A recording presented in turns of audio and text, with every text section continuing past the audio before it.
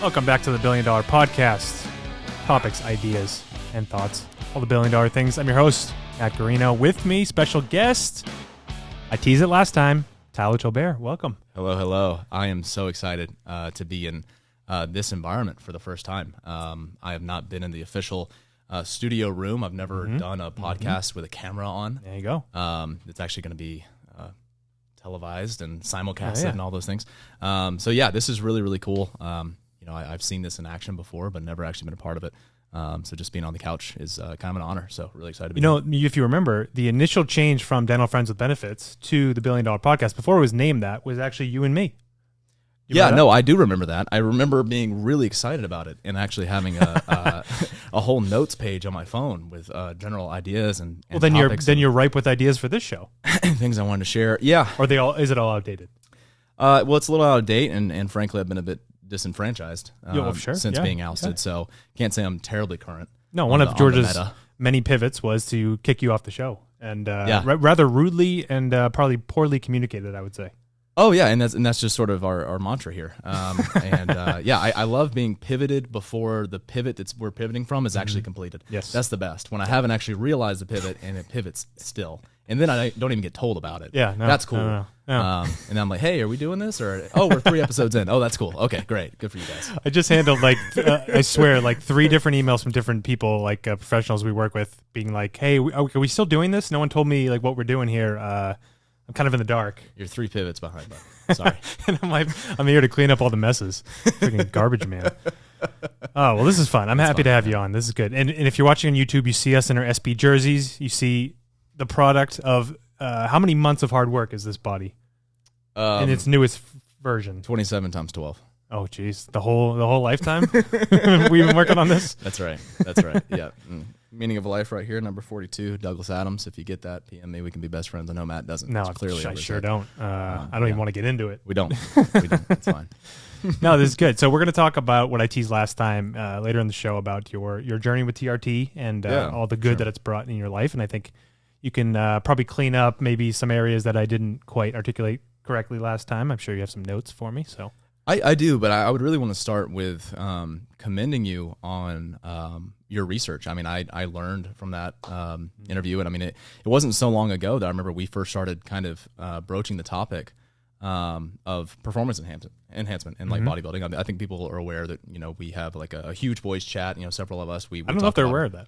Okay, well, let's do a whole introduction then. So, I guess for about. It's probably coming up on the year anniversary before too long. Myself, Matt, Sean, I forget who the initial seed members were at this point, but just several of us. Yeah, Alex, Clay, Peyton. Okay. Yeah, and so all of us were together, and it's since grown a little bit. Still a very selective group, but we just kind of share, our fitness goals and how we go about them and give each other feedback and encouragement, and most importantly, accountability. And it wasn't that long ago when we kind of broached the topic of, performance enhancement, like people taking exogenous hormones and things to, enhance their results and stuff like that. And, initially I think we were all pretty resistant to it. And then I kind of remember introducing the idea around, low dose testosterone, TRT, things that I really didn't know that much about, but I was kind of willing to entertain them because I understood a lot of things about the fitness industry. I had some sort of qualms with it, and we can kind of get into that too. And, I feel like we've all very quickly gotten pretty educated on it, and not by no means are we experts, but we've kind of uncovered some pretty important stigmas that I'm really happy that you've kind of endeavored to pick apart and disassemble. And I was really impressed with all the stuff that you were able to put together, and I thought you did a great job. I mean, let's just get into it now since we're talking about it. Let's talk about your kind of origin story with TRT. Where did you first kind of read about it, and where did you think that, okay, this might be right for me? Okay, let me think about the first time. I would say that to really preface the idea of entertaining taking exogenous hormone at all was probably sometime in college where, I've been working out for a long time, made a whole lot of progress, and been hitting some really hard plateaus, and got so incredibly frustrated with not getting the sort of results of the people that I looked up to. There's a lot of fitness influencers at the time. I guess you could call them that. I don't know how many Instagram influencers there were at the time, but, influencers, people in the fitness industry that I was just I don't understand how these people are this big and this lean. And I assume they're not all taking steroids, right? And I'm seeing them on Muscle and Fitness and all these cover magazines and stuff. I'm I can't look like this. I'm trying so hard. And I would just, kill myself over just like eating so much food to grow and then cutting so much to lose it and just never really finding this happy medium that somehow these people have all the time. And then eventually through a whole lot of research realized that, pretty much everyone that's really prominent in that space is using some sort of, and it's quite a spectrum of exogenous hormone and performance enhancement to get that point. And so I kind of made peace with the idea that if I really wanted to get to that level, that's something I would have to do. It's not really something I knew that I would do, but I just understood for myself that there were natural limits, and I had to be comfortable with the fact that I couldn't just look at other people and say, oh, I wanted to be there. I had to be willing to do what they're doing to get there. I think I remember this because like when we first started the Huge Boys group, it was right after our Monterey trip in September of that's right. 20. There we go. And then that's good. Yeah. And then we started the group, and then we showed up at our next quarterly meeting in January in Phoenix, and Sean actually had made a ton of beginner gains, and and you at that time were trying to slim down. Yeah. Where, say post January of last year, did you switch to, I'm trimming down, I want to be more athletic body, to I want to get back to a size I've never been? Yeah, it was really after dental school. I think I'd really just gotten to this sort of cruise control zone in dental school where I just did not have the capacity anymore to push my limits and really try to change and grow. And I kind of got this idea that for my own physical health and well-being and longevity, that I just needed to settle into a certain weight range that was maintainable, and I just couldn't be in the gym pushing like PRs all the time, trying to lift, be in like the 1500 club or whatever all the time, and still be able to do dentistry, because obviously there's a lot of skeletal muscular disorders are involved in like early retirement and things like that. So I was just like, okay, let me just get to a body that I'm okay with, that I'm happy with, and just maintain it until, at some point I can kind of rebroach the subject. And so throughout dental school, I really just got to a point. I went from like 230 going into dental school to like 180, 185. And you're 6 foot, 6'1"? 6'1", somewhere in a happy zone there. I usually round up, but like I just gotten into this flow state where I was like, okay, I'm good between 180, 190. I'm pretty good with my strength. And I honestly just didn't have goals at that time. It was just like go to the gym very routinely and just maintain it the best you can. And then once I got out of dental school and had a whole lot more time on my hands and more resources to engage in other things, I was like, okay, well, let's see where I can take it now that I actually have the facilities to do so. So that's kind of where the idea came from, was just wanting to breach a new boundary. And I sensed people being pretty hot on my heels, like Sean, coming up in the world. So I was like, okay, I want to be the king of Huge Boys. So you need to be. And when Tyler says 1,500 pounds, that's the 3 lifts. That's the deadlift, squat, and bench, all combined to 1,500 that you can do once. And for those who don't know, that's a very high number. I think probably most people who lift most of their lives maybe get to the 1,000 club, maybe 1,100, but 1,500 is some serious stuff. Right. So we're into June of this past year. You're recommitting to fitness growth. When did you decide? When did you look into TRT? When did you know it was for you? I think that when we actually came across it, so Sean and I used to spend like every living moment together. When I first got here, I was quite literally living with him when I got here, and we had. So I met my now girlfriend at the time back in June, and she was working at a med spa. And we kind of got into different things about, cosmetics. She wants to be an aesthetic nurse, and we got to talking about Botox and all these other things. So Sean and I got this idea that we want to go get Botox. We want to try it out, see what it was all about. We just didn't have enough to do. And you had no adults in the room. I think that was the real issue. No, we're just grown ass children and just kind of embracing that, and I think that's okay. So we go and do that, and literally on the way we see an ageless clinic. And we just got to talking about it, and we were thinking about how, we've been working out a lifetime, and we see all these like 50, 60-year-old dudes walking around just absolutely jacked. It's emasculating. Yeah, it really is. What am I doing? Like I'm working my ass off, and like there's like a 60-year-old dude. I saw one today. It had like literally it's that, and I have it with golf too, because I golf by myself, and I always get paired with like an old guy who's like 70, and he just beats me. I'm like, what is happening here? And the same at the gym. I'm like, how is that guy who's 70, or probably not 70, but 55 years old, how is he bigger than me? How is he lifting more weight than me? Violating biology. Yeah, it's not okay. So continue. Yeah. So we got to talking about it, and I'm realizing that I'm seeing these clinics everywhere that are talking about testosterone replacement. And that's something my dad's been doing for a long time. He literally had like negligible testosterone a few years ago and had no clue. And it just happened to find out about it. He's being tested for some other stuff. And so he's been on, like 200 mgs a week for years. So I was kind of aware that, you could be taking testosterone and not be a bodybuilder. Like there were other reasons that people took these things. And so I just kind of started looking into it, and we'd already kind of, had those conversations about potentially, taking things like that to seek enhancement. And, it was always like something that would be kind of far off. But Sean was really the one that kind of got into it first and booked that consult and just wanted to see, what it was all about. And that's when I learned about human chorionic gonadotropin, which you did butcher last episode. I wanted to make sure I mentioned that. And just started, I went into Reddit threads, which I'm sure you did, listened to some TRT podcasts. And some of the most influential voices for me were people that weren't even doing it for the weightlifting aspect, that weren't even really trying to get big, that had all these other symptoms and had no clue what to do about it and been so disenfranchised by going to their MDs with all these symptoms and getting tested and being told things were normal and just, having to be left like that. And so I kind of, got a sense that there was, something else there that was worth looking into. And the more research I did, the more I realized that the margin of safety was something I was comfortable with. And, I think at that time in my life too, it was just really tumultuous and I was going through a lot of stuff and, I needed something to really focus on and build. And that's something I've done throughout my life. Like whenever I've encountered like difficult situations, I try to find control. And I think a lot of us are kind of like that. Once we get really stressed out, we go inwardly and look at things that we can improve in ourselves. And we try to systematize and track and do all these things and make these goals. And a lot of ways that manifests is in fitness. Right. So, all that storm of things just sort of concluded in me, just going for it, getting tested and seeing what my options were. And what you just said there is kind of a key point I was hitting on last episode of that, this normal range, quote unquote, is so large. And the MDs that people go to aren't trained in it, don't know enough about it, whatever the reason is, that they're not able to really, see that there's a problem if they're coming in with a 350 testosterone level, because that's normal. But it's really not. Yeah, and another thing is like these numbers aren't absolute either. So, someone's 400 and how they feel at 400 may be very different from how someone else feels at 400 or at 600 or 700. And so if you're having all these symptoms, none of the symptoms that come along with low testosterone are necessarily pathognomonic to low testosterone. But if you're meaning that they're like a smoking gun, like, oh, you have low T if you have, low libido or something like that. Right. Like it could obviously be other things and, you could definitely supplement them with all the sort of natural, habits and supplements and things that you touched on last episode. But, if someone takes a test and you're just looking at a number and say, oh, no, that's fine, that's not the problem.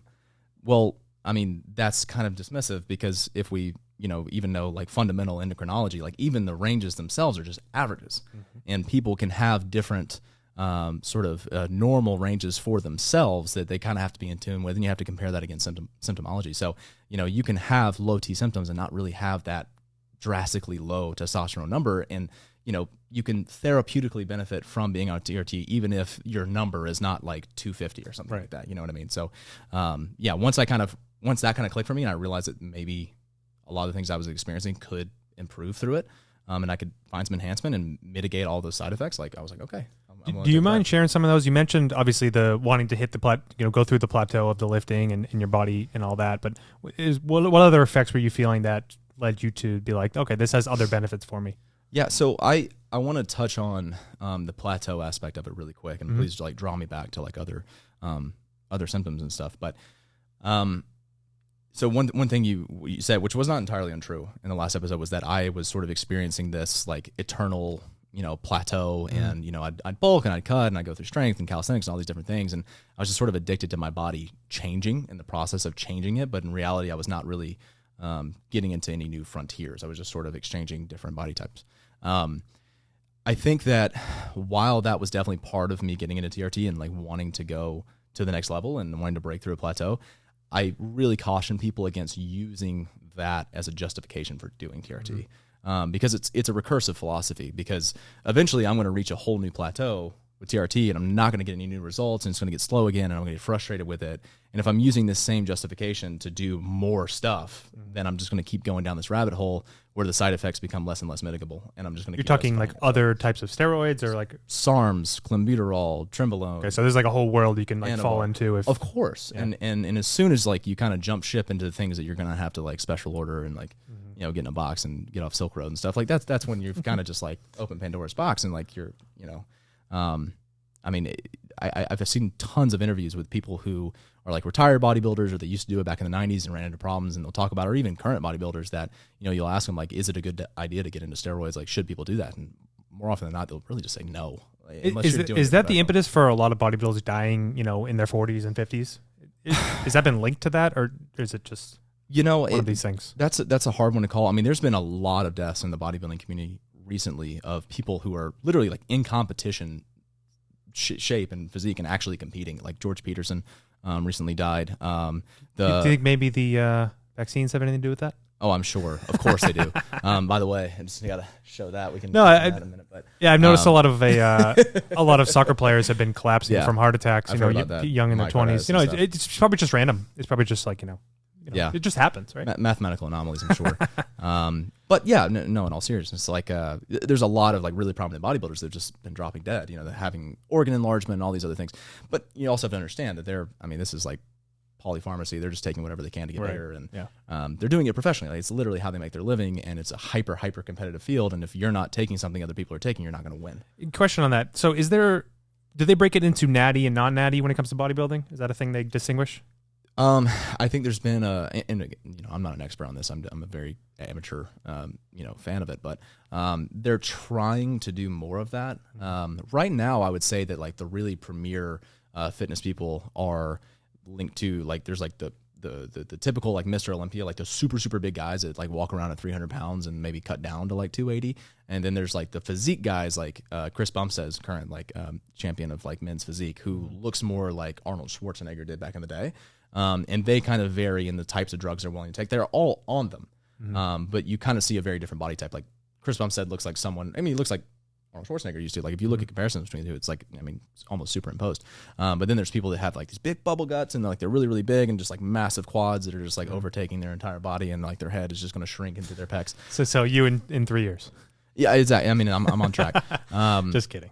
So yeah, I mean, there's different camps for like different physiques, and there are supposedly some leagues that are very, very strictly tested, and people in them are natural. But even that's kind of disputable. In the natural ones, would TRT would that be considered natural? No, that would not. No exogenous hormone whatsoever is natty. Gotcha. But even that is kind of a spectrum too. What really is natural. All right, sorry, I got you off track on your plateau talk. Finish that up. No, I appreciate the diversion, but yeah. So I mean, that's just what I kind of caution people against, and I don't. While that was true for me, I am very mentally like checking myself to make sure that I've set my own boundaries for what I'm actually willing to do in long term, because I have to keep my whole life in perspective. It's not just about what I'm doing this year, next year. So I don't want to get to a point where I plateau and then I'm like, okay, what else can I take now? Because I'm very happy with the margin of safety that TRT has. I'm happy with all the things that are around it that mitigate the risks that there are. But it's not so much once you start getting into HGH and insulin and all those other things that I mentioned. I just think that starts to get a little bit messy. And if you're always looking for the next step and that next progress, like you're just going to keep following that forever. And especially if you start young, like I have, you're definitely going to be in a pretty difficult spot eventually. Right. So, I just caution people against that. I think it's, people that are really adamant about the gym. There's dysmorphias and things that happen where you can never really see where you're at any given time. You look back at your body previously and you're like, oh, that was the peak, but like you're never really happy with how you are currently. And I think that's kind of the underlying sickness that some people like really get deep into, and it can be pretty dangerous. So that's the only thing I want to say about that. But as far as other symptoms, I would say low energy. I definitely felt like that had really leveled off. I was probably taking I take caffeine pills. I don't do coffee. I like to kind of dose things. I was probably taking like 600 or 700 milligrams of caffeine a day. Yeah, I was like almost Alex Sharp levels. And so that was bothering me. I didn't feel like that was normal. No, that is not normal. And then just like general depression, mood instability, just not feeling the sort of drive that I knew I had previously. And there were different things going on at that point in my life. But I the sort of purported benefits of TRT seemed to be panacea to a lot of things I was going through, and I wanted to see what would happen. And I think the mental health aspect of it has been personally more impressive and more meaningful than all the physical stuff. Yeah, I mean, I think everything you listed there, I think a lot of men listening go through bouts of all of those things: depression, low energy, low libido. You didn't say low libido, but I'm sure people struggle with that. It's all very common stuff that TRT can help with. And it's kind of, we have a dental audience here mostly, so I like to break things down into like a dental analogy, right?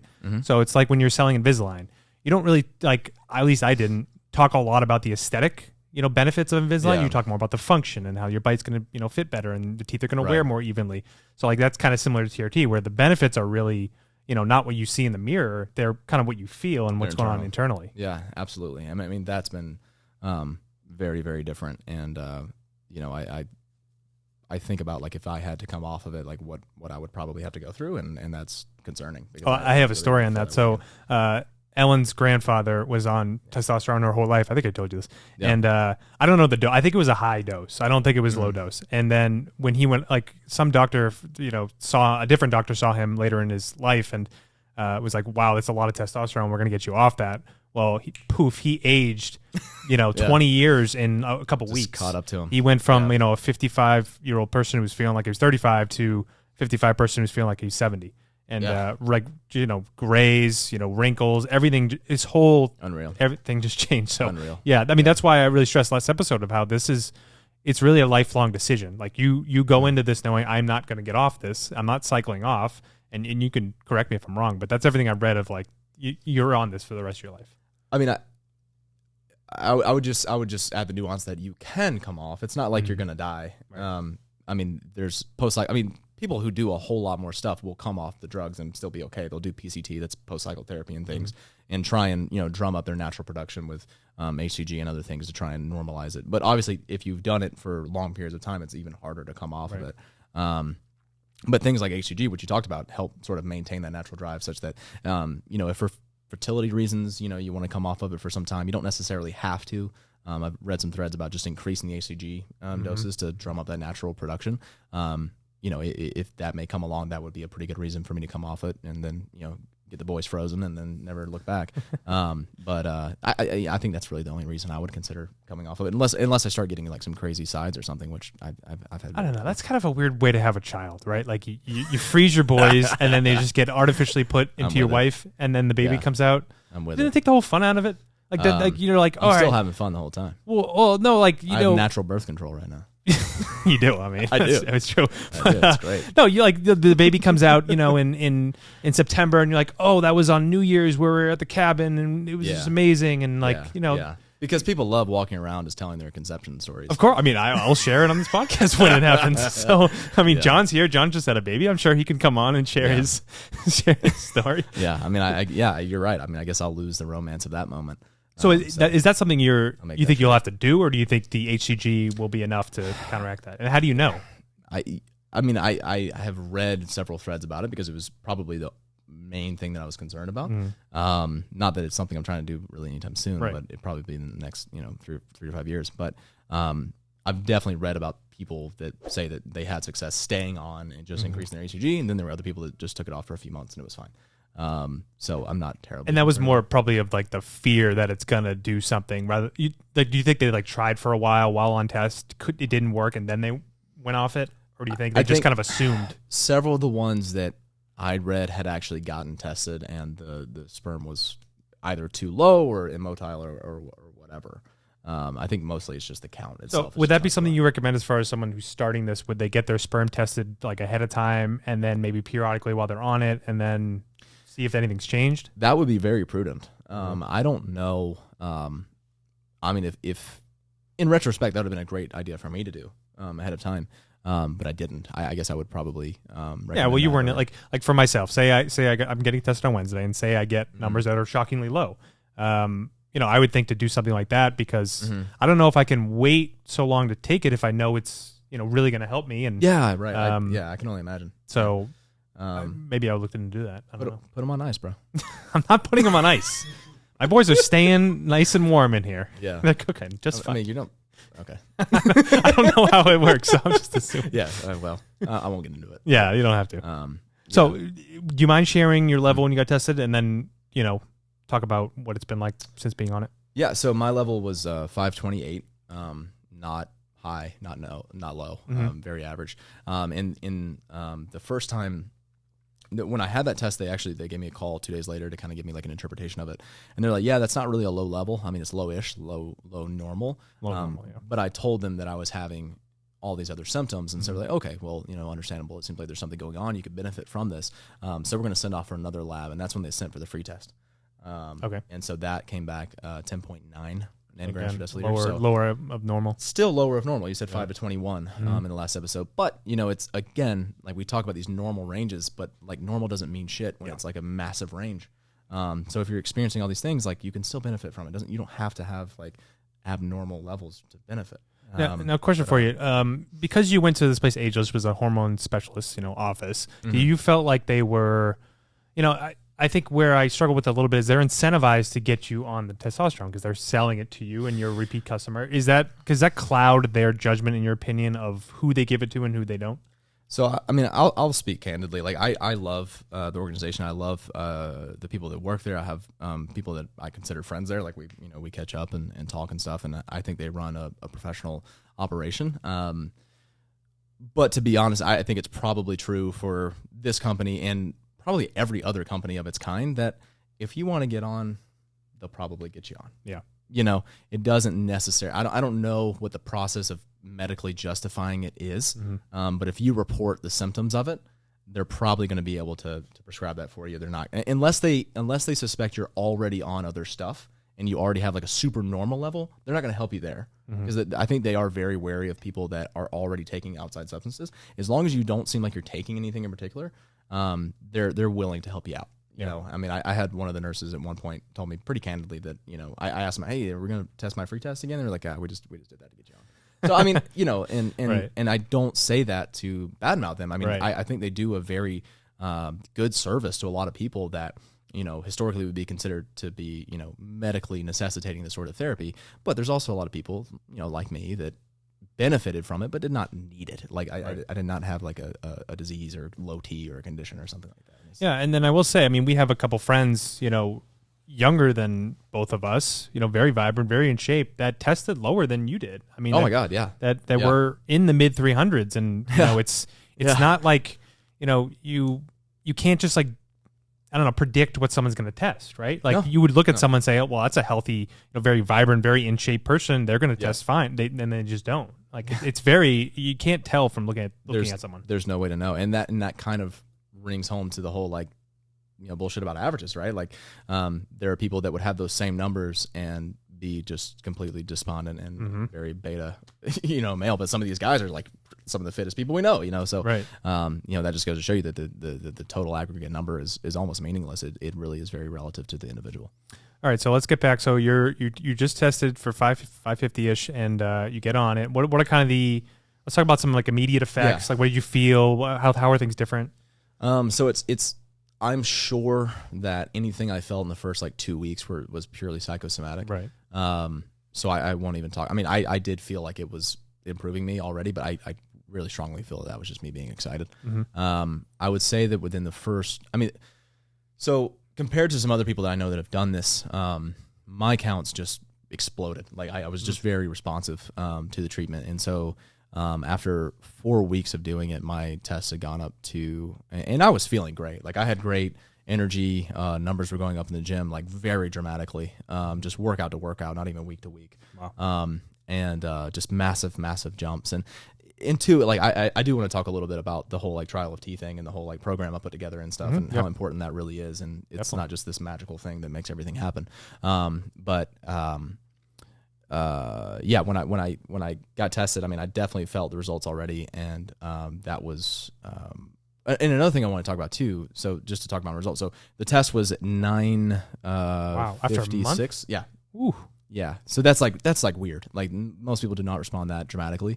And my estrogen, this was actually really interesting. So one thing that was anomalous in my initial test was that I had undetectable estrogen, which I was personally very proud of, not for any like misogynistic or like machismo reason, but because Alex Sharp was so determined that I had high estrogen because I'm a vegetarian, and so he was so certain that you're a soy boy. Me being a soy boy, that I was just going to have through the roof estrogen, and I would love for him to take a test and put his E against mine. Let's measure E's. So I went from having undetectable estrogen, like literally the test couldn't pick it up, to being like mid 20s, which that range is like 11 to 60. Are you aware of like what are the negative effects of having low estrogen as a male? Very similar to low testosterone, actually. Same things. Yeah. sort of counterintuitive in that respect. Yeah. But yeah, very similar. The fat distribution, low energy, low libido, a lot of things. Like men do need to have a certain amount of estrogen. Like that is ideal. And so I think some of my positive effects may have actually gotten from normalizing my estrogen levels. And so you're on the fertility drug. What other supplements do they have you on? So I really currently, well, let me say this. So initially they put me on 150 mg per week of testosterone. Different offices will use different like oil preparations, like an ananthate or cyprinate, and that those have different half-lives and different things. But I took that, and then initially they did not have me on the anastrozole, which is the aromatase inhibitor, because I had no estrogen. There was no reason to do it at that point, and just the ACG. So they were just giving me 2 injections at first. After I had the huge spike in my estrogen, which improved by like 1,000%.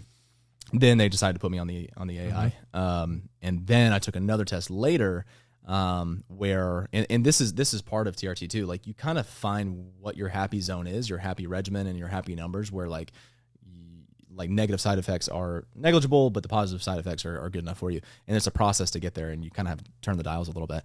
The next time I had the test at 8 weeks, my testosterone actually dropped to about like mid 700s, and I knew it. I could feel that. I could feel that edge would come off.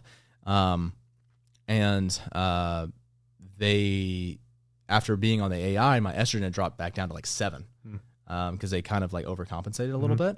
And so they trimmed off the anastrozole a little bit and then bumped up my testosterone just like 10 mg per week. So it was 160. And then I got right back into like the mid 900s. And everything's fine. It's been consistent and I feel fantastic. I wouldn't change a thing. So you're on that dosage. You've been on the dosage for like several months now. Yeah. To kind of stabilize you. Holding pattern. And I love it. Like I wouldn't change it at all.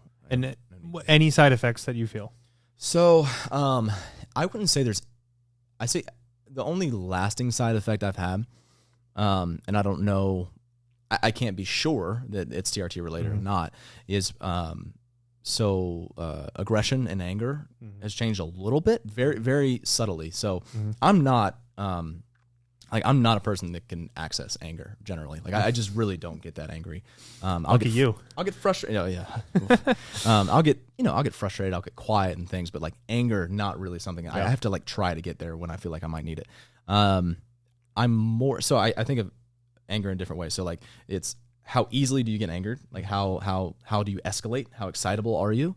How intense is it when you are angry, and how much control do you have over it? And what does it take for you to calm down? And like, how long does it take for you to kind of rein it back in? For me, the excitability is up. The intensity, not so much. I don't get like more angry than I ever used to, but it gets there quicker. And it does definitely take me longer to calm down. Yeah. Like even after I've kind of resolved it in my head, I still sort of just feel aggression and want to just go like to the gym or take it out somewhere, I would say that's really the biggest like lasting side effect is just like having to compose myself a little bit more. And be a little bit more careful with that. It's not anything like I'm not going to pull a Chris Benoit or something like that. But don't know what that is. You're not a WWE fan, obviously. But it's actually a really tragic story. I don't want to reiterate. So that hasn't happened. But when I first started it, within that first like 4 to 8 weeks, your body's just trying to figure out what the hell is happening, right? So it's responding to a lot. And so, you're just in and out of phase. I mean, I would be almost bipolar in a sense, like really excitable, tons of energy for a bit. And then it would just kind of dip the next day, kind of fluctuate throughout the day. Libido was all over the place, like either on or completely off, like impossible. But that leveled out too. Like that hasn't been a problem at all, very consistent. So, yeah, I mean, I think most of the side effects just come along with what anybody would go through if it were taking an exogenous hormone. Like it's going to have to figure out how to regulate itself now. Yeah. And from knowing you before and after this, I think about kind of like early on when you started, you did seem more like of an intense presence to you. In person, you were very excitable, louder than I've ever seen you. More, just like took up more of a room, and I have noticed that kind of level out over the last several months. But that's just my experience of like seeing you before and after is like that excitability was high. It's more even keel. Yeah, for sure. It's evened out, which I like. I don't like the ups and downs of it. I really don't. I remember like a dinner with you and Sean and remember Dick Jasmine and Brad and Ellen and all that. And was that the snake pit night? No, we went to the place next to Culinary, the True Food. Yeah, True Food. Yeah, we were wearing the snake shirts. Yeah. Shirts, Yeah, it was sure. Halloween, and you guys, I was showing out. You guys were quite annoying. Oh at yeah, insufferable, and proud of it. Just awful. Yeah, we were. I mean, it was also at the tail end of you and Sean being like alone, kind of in Phoenix. Just the two of you, and getting in all the fucking bad ideas. We were broing out pretty hard. So I'm happy that phase has passed, and you're now back to more of your normal self. Yeah. I mean, yeah, there were a lot of external circumstances going on back then, but I'm glad it's kind of I'm feeling more like myself now. Just the better version of it. So let's get into, because we made mention of it, that taking these exogenous hormones is not going to change the way your body looks just in and of themselves. Absolutely. So let's talk about the real essence behind your body change. Because if you're watching on YouTube, Tyler, who we all remember from this 195 pound little scrawny boy, is now what are you up to, 225, 220? Could drastically change your body type. So T is part of it, but let's talk about what you do in the gym. Yeah, I mean, T is a catalyst, but I definitely got much more intentional in the gym. A lot of these things I've kind of learned from SP, like just being like really on top of the numbers and analyzing and collecting that data. So I created a Google Doc. I affectionately called it the Trial of T, which is a bit self-referential, but also a pun. And basically, I designed like an 8-week. So like at the very beginning of this, Sean and I were like, okay, we're going to do like a 6-month trial of this. We're going to document it super well. It's going to be a super well documented transformation. We'll make vlogs and like do the whole YouTube thing. That was mostly Sean, and there was no follow through there, thank God. You don't want to be a fitness influencer? That'd be perfect for you. God no. Jesus Christ. Come on, man. No, I can't. I'd follow you. I can't be a part of it. It's a beast. Jeez. Well, you're missing out on a big opportunity. Yeah. Well, we'll it's see. all about the cloud, buddy. Like, come on. I know. Get with the times here. I know. Cloud's tough for me. It is. It's just a tough concept. You'll get there. I appreciate it. I respect it. I just don't know if I could ever wield it. So yeah, I designed this program. I was sort of the architect of what we were going to be doing on what days, and it was mostly just power, but hypertrophy as well. So 4 days a week, starting off with compound movements and then going into some isolation stuff. And we just made it like a 4-day split, like you're doing. I think it was just chest and tris, back and bis, legs, abs, core. And we went through that, and more so than the design of things, I don't think any workout really matters. Like I don't like certain volume and sets and rep schemes, like they're cool and they're fun to do, but really you just have to kind of change things up to keep it interesting. But what's most important is keeping the muscles under tension, time under tension, stimulating the muscles with more weight, stimulating your whole like neuromuscular system to be able to activate more muscle fibers at a time if you're trying to improve strength, and in eating more than you burn, right, if you want to grow. But what was really important about it and was different than anything I'd ever done before was how much I was tracking. So first of all, my favorite thing about it was the in-body readout. So I guess there's like different scales that do this, but it's like biometrics. So you step on a scale. It's not just the foot pedals. They also have like handles that you hold on to. And so they use like electrical impedance to estimate your body fat, your intracellular, extracellular water, lean muscle mass, skeletal muscle mass, segmental analysis that can tell you where the muscle is in your body, left arm, right arm, trunk, what have you, and tracking that just relentlessly. I mean, it was like almost every time I went to the gym, I created a spreadsheet that put all those numbers in sequence and graphed it all out. Do they have this at the Lifetime Scottsdale, or just the Peoria one? Every one of them. Oh, I got to start doing this. Yeah, write it down. Yeah, for sure. However, just as a slight caveat, I think the one in North Scottsdale is the only one that is currently printing out the entire detailed spreadsheet. These other ones are playing this weird game where like they have a premium membership. Oh, and the add-on. If you use the scales Upsell. if you use the scales that are over here, they'll just give you like 5 numbers. But if you pay 80, like so many more dollars a month, you can go over to this room. That's just rude. Use the exact same scale and get the more detailed printout. That's rude. Yeah, I'm ready. I'm ready to leave. But yeah, so we track the in-body, so I'm able to track where the muscle's at, where it's going, how the body composition is changing over time. Now, before you continue, how did you use that to change? Did you use that to change what you're doing in the gym? Like, did it modulate anything? It was really just to track. I mean, I would definitely. I mean, yeah. So I'm just kind of a believer that what's more important than the workouts themselves is your diet. And just whatever intention you have behind it. Like rep schemes kind of matter, exercises kind of matter, but just being consistent and being right on the diet is actually more important, in my opinion. Okay. Unless you're going for like just true strength training, which is very different from hypertrophy training. But if you're doing a bit of a blend, like it's not that important what you're doing. Let's go on a tangent on this because I've kind of oscillated back and forth of like, what am I training for? Like there was a phase of my life where I wanted the power, I wanted the compound lift numbers, I wanted the big 3 at a certain number. Yeah. And then now I'm more, I'm pretty much exclusively in the hypertrophy, phase of how I want to grow. So talk about the differences in like how you design a workout program based on what your end results that you want. Yeah. So like, first of all, if I were, let's say I were a fitness influencer and I was trying to have a talk about this, you would have people that are fans of you and are going to follow everything you say. You're going to have people that are going to completely lambast you and like throw the book at you and mention all these studies that just totally blow everything. So that's why you don't want to be an influencer. You don't want like the pushback.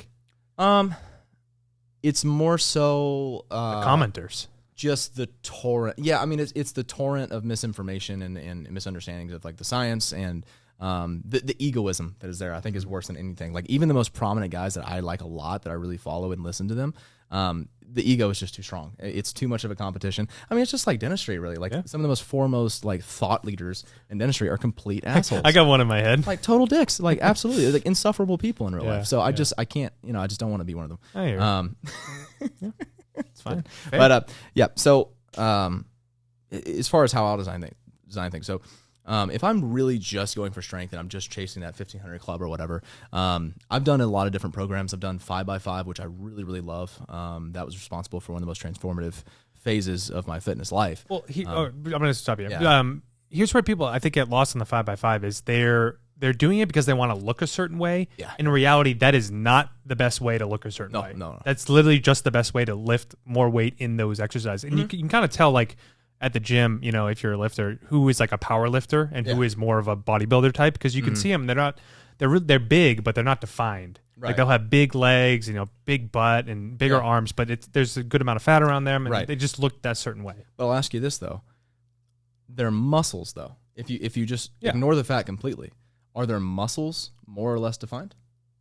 No. Absolutely not. No. The muscle just gets bigger or smaller. Right. You can't cut a muscle. But I feel like one of the biggest misconceptions. Yeah, no, that's a good point. But I feel like a lot of people, most people listening, I would say, generalize, go into a workout program because they want to look a certain way. You're right. No, you're right about that. Absolutely. And like just squatting, benching, and deadlifting and doing those big compound, they're not the fastest way to look good, is in my opinion. Oh, I agree. I think they're great for if you're eating in excess, you're going to gain mass. I do think there's a lot of positive effects with doing like lots of compound lifts, and you get better hormonal response from that. And I think just total body muscle activation is just better for anabolism than isolated workouts, in my experience. That's kind of the disclaimer that allows me to be wrong. There you go. It's like Dennis saying in my hands. It's the best. You're a true pro. It's the same shit. Cover your bases. I love when Dennis say in my hands. It's like I just don't give a shit. I've actually never heard that. They say that. That's all the time. That's horrendous. Yeah. A lot of CE people. It's the I don't want to keep talking about this anymore. In my hands. This is what I do. So designing your program, what was it based on? Strength? Was it based on hypertrophy? Was it a mix? Like what was your end goal with going to this program? So I mean, going into it, I really just wanted to get bigger. And for me, it just based off what I've done in the past, if I can lift heavier weight, I can more effectively do hypertrophic stuff too. Like I can more effectively go up in weight with things and increase resistance. And it's just sort of a blend. Like the first part of it is more about the numbers themselves. Also because they're easier to track. Like it's easier to track doing strength stuff. It's easier to track your bench over time. It's easier to track your squat. It's easier to track your deadlift. That's not necessarily true. I mean, you can track any exercise. You can, but it's, like if I'm doing barbell curls, like in excess of 8 to 10 reps, like up to like 12 or something like that. You're not going to go up at all? Is that what you're saying? Yeah. And like, your range of motion is kind of hard to estimate. You're going to cheat probably. You get things like lactic acid that kind of come in the way. And you don't really progress from workout to workout that much, and you might improve the reps. You might improve that number.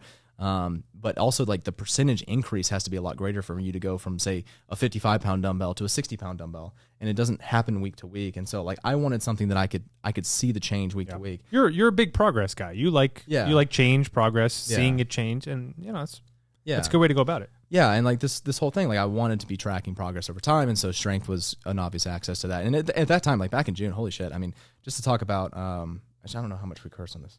Oh, whatever. Cool. Back in June, like just to give a number, for instance, like I hit on bench, and I used to bench like a lot until I hurt my shoulder.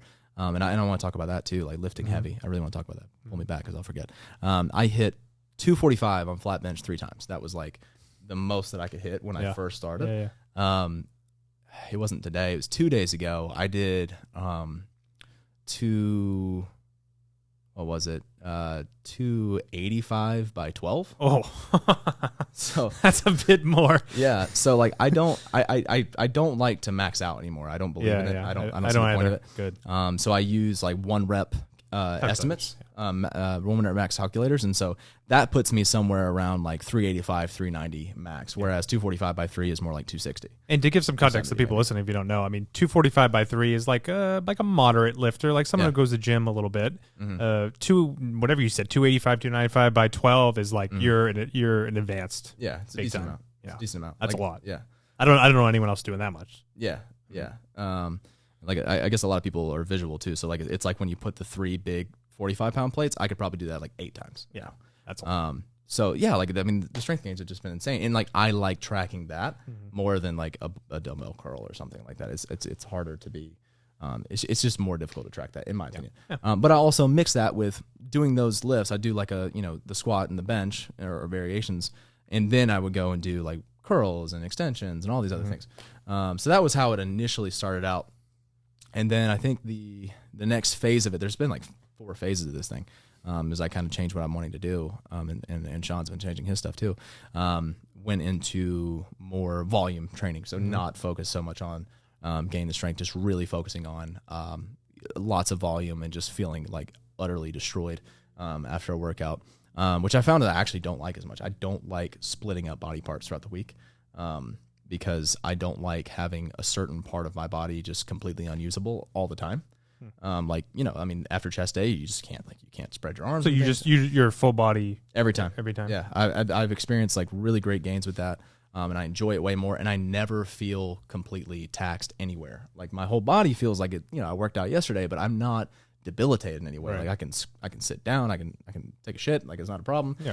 I can lift my book bag and it doesn't hurt. So I also think it's way less prone to injury personally. So because I only do like 1 or 2 sets of like everything, so it's not really pushing my limits. Now a big fitness guy I follow is big on the 2 sets per exercise only. The first set being like your heavier set, the next one being a back off set. So for me, in a hypertrophy exercise regimen, it's like a 6 to 9 reps, and then it's like a 12 to 15, or sometimes even more. Yeah. So like, have you heard of that, style of things? He says the 4 sets of an exercise is redundant after the 3rd or 4th.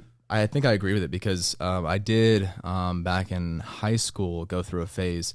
I started reading a lot of Mike Mentzer, so he's like a golden era bodybuilder that was totally counterculture on that stuff. Like Arnold writes the whole like bodybuilding encyclopedia that's talking about the 4 sets, did a lot of volume training, a lot of hypertrophy and stuff. And what Mike Mentzer explained was, in order to make the body grow, you just have to convince it that it needs to grow. You don't have to completely destroy a muscle for it to rebuild itself. Exactly. In fact, if you're tearing it down, you're really just digging a deeper hole that it has to then pick itself up out of.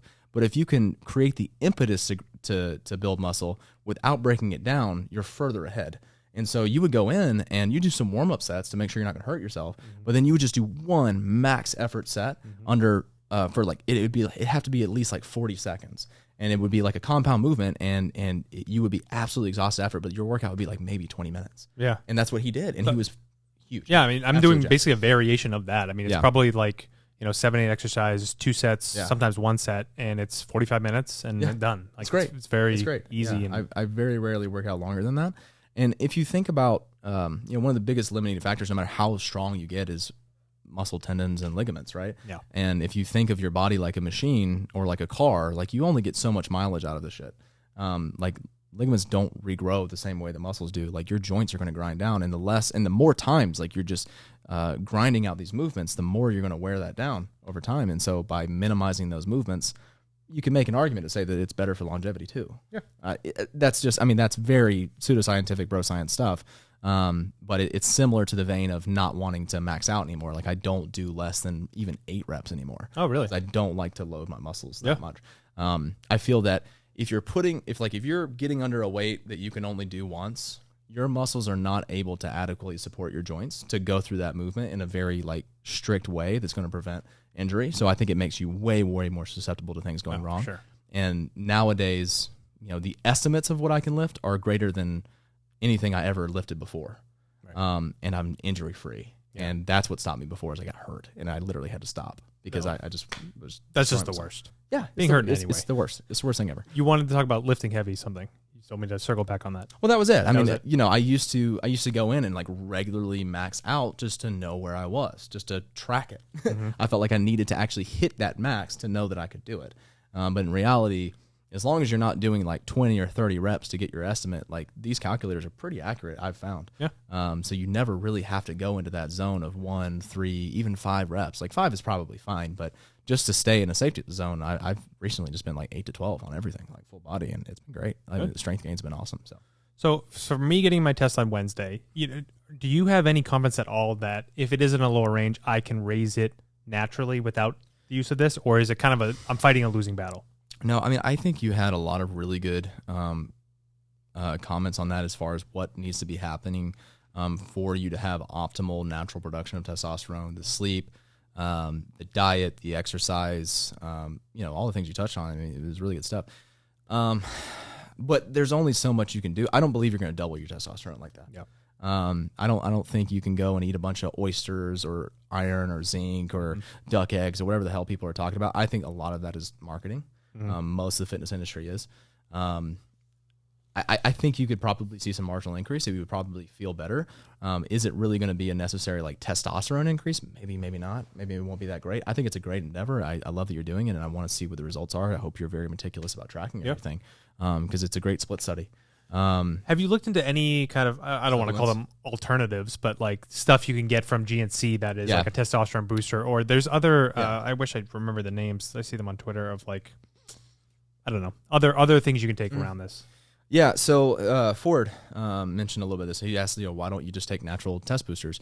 Though, and I've done those. Like I did those like back in high school, and more cons than benefits. I mean, most of the studies that those will taught, they're doing the same thing that most supplement companies do. They sponsor studies. They rig the parameters to boast about the sort of things that you're going to benefit from. But in reality, if you threw out all the supplements in GNC and you just took what bodybuilders are taking, you look like a bodybuilder. Mm-hmm. Like, of course, they probably take some of that shit because they get in a box for free. Mm-hmm. But is any of that stuff real? Honestly, like what you had to say about creatine, like creatine is probably like one of the most effective supplements on the market, and it's real, and the studies are real, and it's fantastic. So much of the stuff you take is like a natural test booster or whatever it's bunk. I mean, I think some of it works. I personally had side effects from it. I got like acne and all these other things, and I don't think it was actually boosting my testosterone. I think it just got like just bullshit. All the bad effects. Yeah, you're taking like ginkgo biloba and like I don't know, liverwort or something. Like I don't know. I mean, and plus I don't like the idea of taking anything related to my hormone production orally. In general, just putting that kind of stuff through your liver is not necessarily going to be a good thing. I can't say that for sure because there's not a whole lot of real studies around these things, but just intuitively, I know that if I'm getting something intramuscularly versus, going through the whole first pass effect, it's not only going to be more effective, but it's also going to be safer. So you're strictly a butt guy. Is that what you're saying? So that's another thing I wanted to mention. So I've gotten the butt injection one time. I wasn't a fan of it, not because of the process. I don't really care. Yeah, like you don't walk right. You walk with a gimp. You walk like you had a wild night. So I mean, all these baseball players took it in there, but I guess they're they're tougher men than we are. Yeah, I'm a shoulder guy. I'm a big shoulder guy. Also, I don't know if it's true or not, but some people have said that like one reason that bodybuilders get like the really big like 3D like cap delts is because they'll take the injections there, and you get like localized hypertrophy because that's like injection. So you mix up the size of arms you take. Yeah, even it out. Alternate. Yeah. If I had a booster on this shoulder, I'll get my T-shot on the other shoulder. I'm doing that weekly as well. Healthy 27-year-old male gets a booster shot for the alpha variant of COVID. Yeah. They have not changed this vaccine at all. Yeah, weekly. Thinking it's going to do something. Yeah, I'm doing it weekly. Yeah, I bet. I'm trying to get them all. Like Johnson & Johnson, AstraZeneca, Moderna, Pfizer. I hear Kirkland's coming out with one. I'm going to be getting that as soon as possible. Give me one impetus for getting the shot. Seriously. Like, give me one valid reason that isn't just I'm buying into the hysteria. But give me a reason I shouldn't. Like, it was I don't know. I don't want the potential of feeling sick. For what? Like 2 days? Yeah. Yeah, I'm good. That's fine. Did you feel? Oh, you just got it. I mean, yeah, like good. I hope you have a terrible day tomorrow. Yeah, that's nice of you. But I mean, in general, like anecdotally, so my girlfriend works in an ER, and she'll tell you that literally everyone that she's taking care of that's sick with COVID right now, like, isn't vaccinated. Like, how old are they, and what other health conditions do they have? A lot of them are actually like fellow nurses that are unvaccinated that are like in the hospital right now. And I know that's anecdotal. Like, I know, like, no, but it's real. I mean, if you say it, I mean, she's saying like almost everyone that's like in the beds right now are unvaccinated. Like, they were really adamant about it, and now they're like asking for the vaccine. Like, that's not do anything. And it's like you hear in the news. Yeah, I know, right? But for me, like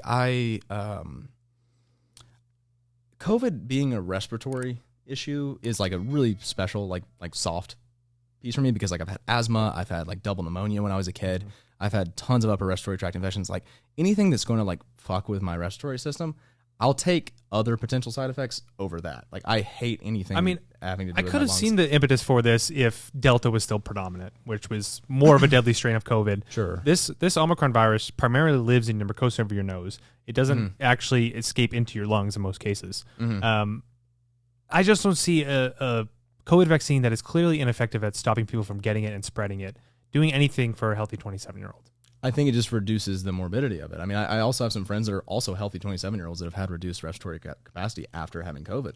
I just don't want that. That sounds way worse than me. Than like 2 days. I mean, when? Like, which variant of COVID? That's what I would say. Oh, it was. I mean, my good friend that comes to mind immediately. I mean, that was about a year ago, so it wouldn't have been either Delta or Omicron. No, I mean, this is unrelated, but it was just interesting that Raquel Walensky, my favorite lady, just came out and said that 75% of deaths, are basically with COVID rather than from COVID, given that they had on average 4 comorbidities, when going to the hospital on that. Yeah, no, I get it. Like, I mean, I get it. Like, I'm not just, No, but I do support your personal choice to put that in your body if that's what you wish. Yeah, no, and no one forced you to do it. It wasn't mandated by your employer or anywhere. It was your own choice. It was my own choice. That's I didn't see a whole lot of difference either way, to be honest with you. That's probably why I hadn't gotten it already, because I was kind of impartial to it. But I was just like, whatever, like, it's a Monday and I can go get it, and maybe there's some benefits, and I'm not afraid of any of the side effects. I'd just like to say that I think Joe Biden's the greatest president of all time. China. Get him off. China, all right. China did nothing wrong. This was the $1 billion podcast. China did nothing wrong. I embrace New World Order, and I don't care about my privacy. Oh, my Lord. Well, I mean, that's just... I've had no side effects. I was going to graciously invite you back on. Now that invite is rescinded. I will have to, I'll bring Alex Sharp here to kind of rewash the stink of whatever he just said. I tuned it out when he talked about Joe Biden, but whatever the rest. It's supposed to be a joke. It's like the programming from the vaccine, but I think that. Oh, that was good. All right, yeah, I did miss that joke. Well, you triggered me clearly. Yeah, I mean, it's not hard. It's not like a task, really. You think I'm going to pick up nuances when you talk about how our president is the best one ever? Yeah. When he's clearly the worst? Yeah. No, this is fun. Anything else that you want to touch on as we wrap up here? We did get a question. So what's up? Our wine trip. We took a wine trip. Yes, we did. Yeah. We did fun things in the world with people. We did, and we had a great time together with some strangers in an enclosed. Who are now new friends. Bus. Yeah. Yeah, absolutely. Oh, no, I was talking more of the people in our group who I didn't know. But I was also talking about like the older people in the back. They were a lot of fun. Yeah. It's a good time. Yeah. Wine all right. Wagon. Graham says loves the health and longevity podcast today. Maybe add that as a segment. And here you go. Whole episode basically on that. All right. He wants some NFL picks. So I got winners for you. So this is coming out Sunday. So I got to pick a Sunday game. Go Dogs, by the way. That is today.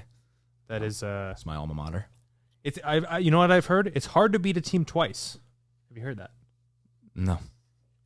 Well, you better hope that's true, because Alabama. I know. Pretty handily. Absolutely ran them over. No, but I've seriously seen that in a bunch of places, and I'm like, what are we even talking about here? Like, okay, all right.